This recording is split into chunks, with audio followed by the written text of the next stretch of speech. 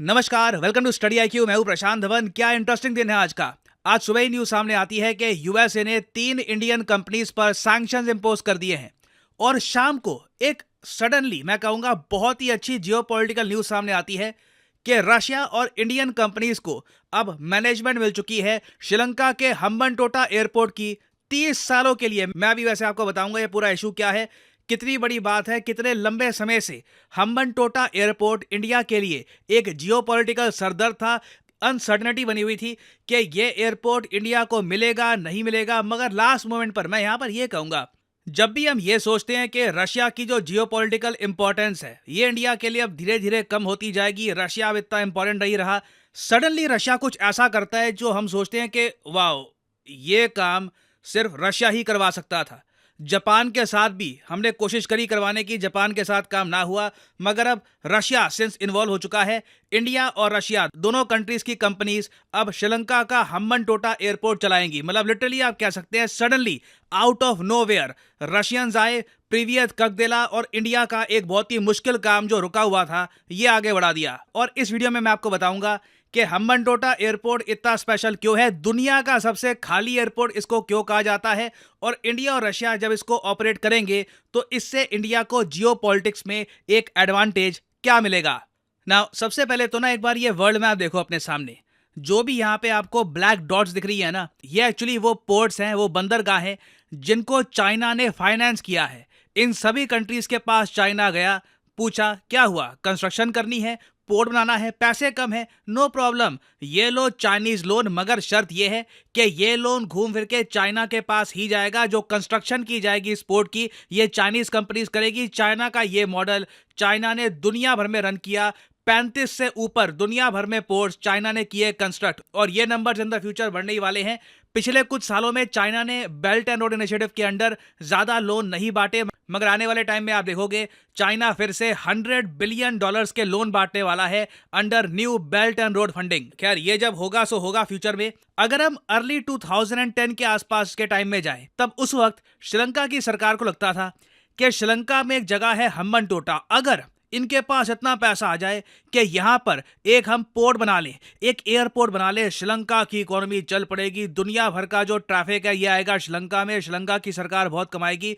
ये श्रीलंका का मानना था। और उसके बाद आप समझ सकते हैं क्या हुआ होगा। चाइना की सरकार गई श्रीलंका के पास, इन्होंने कहा कि देखिए हम्बनटोटा में आपका विश्वास है, हमारा भी विश्वास है, चलिए पैसा यहाँ पे लगाते हैं, लीजिए हमसे लोन, जो इंटरेस्ट रेट है उसको मत देखो, अभी बस अपने जो लैंड है इसको डेवलप कर लो, बाद में इतना कमाओगे कि इंटरेस्ट रेट की आपको टेंशन ही नहीं होगी। सपने बहुत बड़े दिखाए गए श्रीलंका की सरकार को। और एक बार को यहाँ पे आप क्वेश्चन पूछ सकते हैं, वेट, श्रीलंका की सरकार ने चाइनीज गवर्नमेंट से लोन लेने से पहले ये नहीं सोचा कि वर्ल्ड बैंक से लोन ले लेते हैं? देखो यहाँ पे आती है बहुत ही सिंपल बात लॉजिक की। हम्बनटोटा कहीं से भी एक अट्रैक्टिव लोकेशन नहीं थी। कोई भी यहाँ पर बंदरगाह, कोई अगर एयरपोर्ट बनता वो फेल होना था। वर्ल्ड बैंक ने ये कड़वा सच श्रीलंका को बता दिया था कि जितने का आप लोन मांग रहे हैं कि एयरपोर्ट के लिए आपको चाहिए $200 मिलियन और पोर्ट के लिए आपको चाहिए $1.4 बिलियन, इतना पैसा आप निवेश मत करिए, बाद में पछताएंगे। मगर श्रीलंका को लगा कि वर्ल्ड बैंक तो बहुत ही कड़वी बातें करता है, चाइना मीठी मीठी बातें करता है, वो कहता है कि नहीं आप लगाइए पैसा, हम आपको देते हैं लोन। श्रीलंका ने चाइना का लोन उठा लिया और उसके बाद दुनिया के सामने हमें एक एग्जाम्पल दिखा डेट ट्रैप डिप्लोमेसी का, जो आज के समय आप सुनते हैं ना कि चाइना का डेट ट्रैप, इसकी जो शुरुआत है ये हम्बनटोटा से ही हुई थी। हम्बनटोटा आप कह सकते हैं पहला विक्टिम था, पहला शिकार था चाइना की डेट ट्रैप डिप्लोमेसी का। क्योंकि हुआ यहां पर क्या कि जैसे ही श्रीलंका ने चाइना के लोन उठाकर यहां पर एक बंदरगाह बनवा लिया, एयरपोर्ट बनवा लिया, ये दोनों प्रोजेक्ट्स इकोनॉमिकली डिजास्टर्स साबित हुए। हम्बनटोटा पोर्ट में एक ऐसा साल भी गया था जब गिनती की सिर्फ 23 शिप्स ने यहां पर डॉक किया था। ये कहीं से भी प्रॉफिटेबल नहीं है। और हम्बनटोटा पोर्ट के पास में जो हम्बनटोटा एयरपोर्ट था वो तो बन गया दुनिया का सबसे खाली एयरपोर्ट।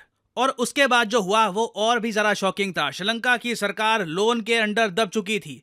चाइना का लोन इनको वापस भी करना था। जो प्रोजेक्ट ये बनाकर बैठ गए थे, जो निवेश ये करके बैठ गए थे, उस पैसे का वो निवेश कुछ भी रिटर्न्स नहीं दे रहा था। ये कुछ ऐसे समझ लो सिंपल लैंग्वेज में कि कोई आदमी बैंक से लोन लेकर कोई शेयर परचेज कर ले किसी कंपनी का, अब वो जो शेयर है कंपनी का वो भी लगातार क्रैश कर रहा है, वो आदमी फंस चुका है, उसको बैंक को भी पैसे लौटाने हैं, उसका खुद का पैसा नहीं बन रहा। इसी तरीके से श्रीलंका फंस चुका था।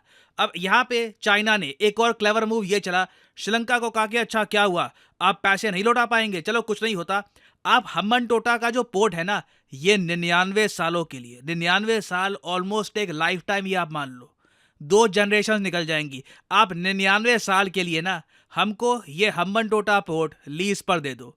और श्रीलंका ने मजबूरी में यही कर दिया इंडिया के लिए। ये एक बहुत ही शॉकिंग बात थी कि अब चाइना सीधा इंडियन ओशन में यहां पर बैठ चुका है। ये एक ग्रैंड एंट्री थी चाइना की in the Indian ocean.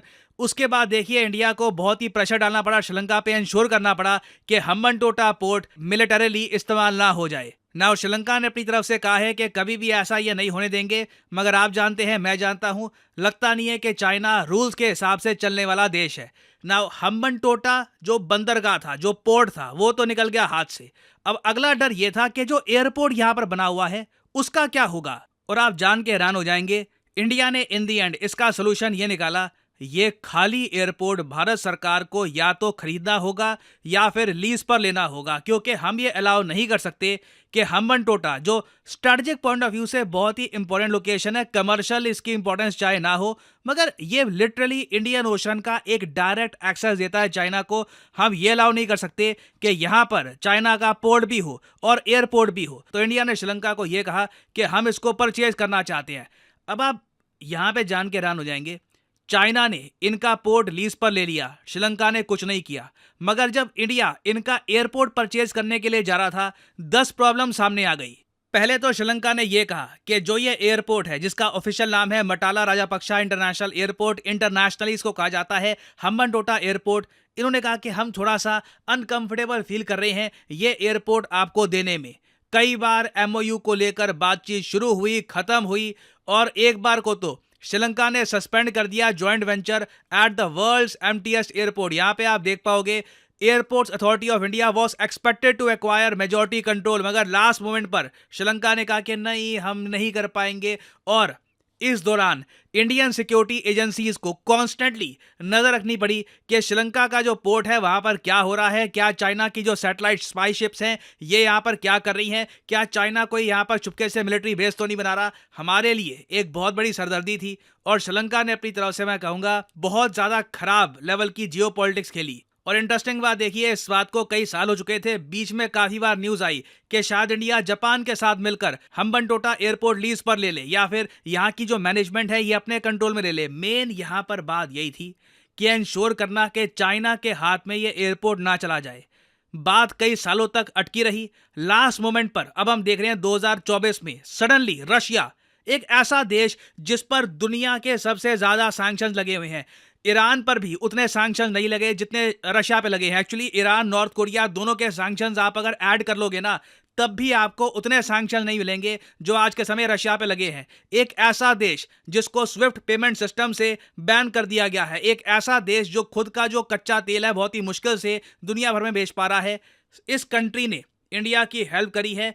Finally इस जियोपॉलिटिकल हेडेक को, सरदर्द को निपटाने में इंडियन और रशियन फर्म्स को मिल चुकी है मैनेजमेंट और श्रीलंका हम्बनटोटा एयरपोर्ट। और एटलीस्ट अब हमको तसल्ली है कि श्रीलंका की सरकार ने जो एक बड़ा ब्लंडर किया था कई साल पहले, इसके नेगेटिव कॉन्सिक्वेंसेस इंडिया को नहीं भुगतने होंगे। और मैं जब ट्वीट्स पढ़ रहा था इस न्यूज की ऑल इंडिया रेडियो पर, इतना जरा फनी लग रहा था क्योंकि ये पूरा एयरपोर्ट खाली है। आई मीन कुछ कमर्शियल यहाँ पे एस्पेक्ट नहीं है, कुछ पैसे नहीं कमाए जाएंगे यहाँ पर। इधर आप देख पाओगे खाली, एक टूरिस्ट नहीं है। कभी ऐसा एयरपोर्ट देखा है? दुनिया का सबसे खाली एयरपोर्ट। और आप इमेजिन कर सकते हैं इसे भी एक्वायर करना। I mean it's just funny.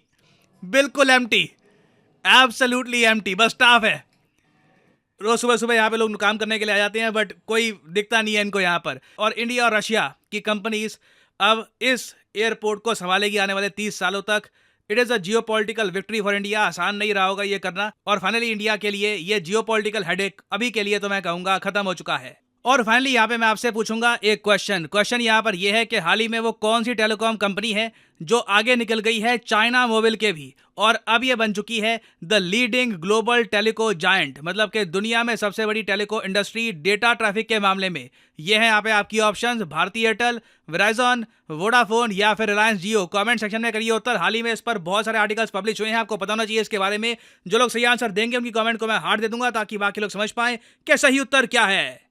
और फाइनली आप लोगों के लिए एक इंपॉर्टेंट मैसेज, अगर आप यूपीएससी एग्जाम की तैयारी कर रहे हैं, आपके पास टाइम है, 1-2 साल का, आप कॉलेज स्टूडेंट हैं, आप रुक के आराम से प्रिपेयर करना चाहते हैं यूपीएससी एग्जाम के लिए, तो कमेंट सेक्शन में जाइए, यहाँ पे आपको मिलेगा ये लिंक, इस लिंक पर करिए क्लिक और यहाँ पे आपके सामने खुल जाएगा ये पेज। अगर आप मोबाइल फोन पे हैं तो आप स्टडी IQ की जो ऐप है ये भी कर सकते हैं डाउनलोड, और यहाँ पे आप परचेज कर पाएंगे स्टडी IQ के वेरियस कोर्सेज। स्टडी IQ के प्लेटफॉर्म में स्टॉक मार्केट से लेकर UPSC, SSC, UPSC optional various courses available हैं। स्टेट पीसीएस कोर्सेज भी अवेलेबल हैं, यहाँ पे आप देख पाएंगे। और जो हमारा फ्लैगशिप कोर्स है यूपीएससी P2I कोर्स, P2I इसलिए इसको कहा जाता है क्योंकि प्रीलिम से लेकर इंटरव्यू तक ये कोर्स आपकी हेल्प करेगा। इसे आप परचेज कर सकते हैं यहाँ पर कोड PG10 लगाकर। ना यहाँ पे आपको और भी बहुत सारे कोड्स दिख रहे होंगे, सिविल और वेरियस और कोड्स हैं ना। इन कोड्स को आप अगर यूज करते हैं तो आपको मैक्सिमम डिस्काउंट नहीं मिलेगा। अगर आप यूज करते हैं कोड PG10 तो आपको मिलेगा यहाँ पर maximum discount possible. So use the code PG10 and save money. By the way इस कोर्स में आपको 30 महीने की वैलिडिटी मिलती है, तो मतलब कि पर मंथ आप 1000 रुपए से भी कम पे कर रहे होंगे for your UPSC preparation. So use the code PG10 and save money. इसी नोट के साथ ये है वीडियो का अंत। Thank you for listening and as always may the gods watch over you.